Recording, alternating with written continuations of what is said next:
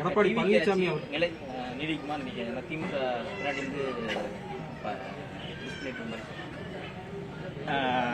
அரசுகள் அவ்வளவு எளிதில் வீழ்ந்து விடாது. அதிகாரம் அந்த அரசுகளை நீடிக்க வைக்கும் தன்மை படைத்தது. அதெல்லாம் மீறி எதிர்க்கட்சிகள் வீழ்த்துறதுக்கு எல்லா வேலைகளையும் செய்வார்கள். வேகமாக அரசியல் சூழ்நிலைகள்லாம் மாறினாலும் கூட இந்த அரசு நீடிக்கும் என்றே எனக்கு தோன்றுகிறது. இடைத்தேர்தல் வருது. இந்த இடைத்தேர்தலில் போட்டியிட்டு ஜெயிக்கக்கூடிய நிலையில திமுகவும் இல்லை, அதிமுகவும் இல்லை. இந்த ஆட்சி மீது இன்னும் மக்களுக்கு ஒரு பெரிய கோபம் எல்லாம் இன்னும் வரவில்லை.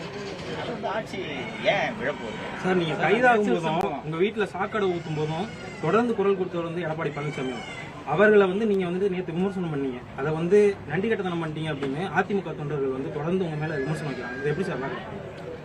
சார், யாருக்கென்று அழுத போதும் தலைவனாகலாம் அப்படின்ட்டு கண்ணதாசன் சொல்லியிருக்காரு. ஒரு சக மனுஷன் நீங்க எதிர்கட்சி ஆளுங்கட்சி இதெல்லாம் தூக்கி ஓரமாக ஒரு சக மனிதனாக இன்னொரு சக மனிதனோட வீட்டுல சாக்கடை எடுத்து ஊத்துனா ஒரு மனுஷனா நீங்க கண்டிப்பீங்களா மாட்டீங்களா?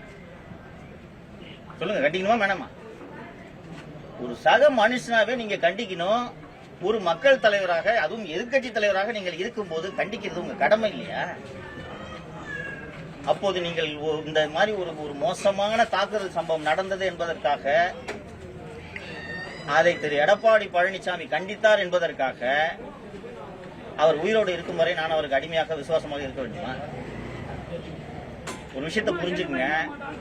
என்னோட விசுவாசம், என்னோட ஆதரவு, நான் உழைப்பது, நான் வாழ்வது மக்களுக்காக. 2011 அதிமுக ஆட்சிக்கு வர வேண்டும் என்று எழுதினேன். அப்போது நான் எழுதினேன். 2016 திமுக ஆட்சிக்கு வர வேண்டும் என்று விரும்பி எழுதினேன். 2021 திமுக ஆட்சிக்கு வர வேண்டும் என்று பேசினேன். அப்ப யூடியூப்லாம் வந்துருச்சு. 2026 திமுக ஒழிய வேண்டும் என்று பேசினேன். இன்னைக்கு அதிமுக ஆட்சிக்கு வர வேண்டும் என்று நான் பேசினேன். ஏன் பேசினேன் என்றால், தமிழக வெற்றி கழகம் 2 வருட கட்சி. இந்த கட்சி வாக்குகளை பிரிப்பதால் தப்பி தவறி திமுக ஆட்சிக்கு வந்துவிடப் போகிறதே, தமிழகம் தாங்காது என்பதனால் நான் அதிமுக ஆட்சிக்கு வர வேண்டும் என்று விரும்பினேன். திரு எடப்பாடி பழனிசாமி அவர்கள் முதல்வராக வேண்டும் என்று நான் விரும்பினேன். மக்கள் திமுக நாங்க வீட்டுக்கு அனுப்புறோம், ஆனா எடப்பாடி பழனிசாமி எங்களை ஆளக்கூடாது என்று முடிவெடுத்த போது அவர் செய்த தவறுகளை சுட்டிக்காட்டுவது நன்றி கட்டத்தனம் என்று அவர் நினைப்பார் என்றால், தலைவராக இருப்பதற்கே அவர் தகுதியற்றவர் என்றுதான் பொருள். இன்னைக்கு நீங்க குறிப்பிட்டீங்க அதிமுக தொண்டர்கள் இப்படி பேசுறாங்க, எழுதுறாங்கன்னு. இப்படி பேசுபவர்கள் அதிமுக தொண்டர்கள் அல்ல. எலெக்ஷனுக்கு வேலை செய்யறதுக்கு ஸ்ட்ராட்டஜி டீமை போடுங்கன்னா, எலெக்ஷனுக்கு பிறகு கட்சி நடத்துறதுக்கு அந்த பிரமணியா டீமை திருப்பி பணம் கொடுத்து நியமித்து அவர்கள் தான் சமூக வலைதளங்களில் எழுதுகிறார்கள், இப்படி பேசுகிறார்கள், இப்படி கருத்து பரப்பிக் கொண்டிருக்கிறார்கள். அதனால என்னோட விசுவாசம் ஒரு எடப்பாடிக்கு நான் காலம் பூரா நன்றியோட இருக்கணும்லாம் இல்லை. அது அவரோட கடமை இல்லையாங்க.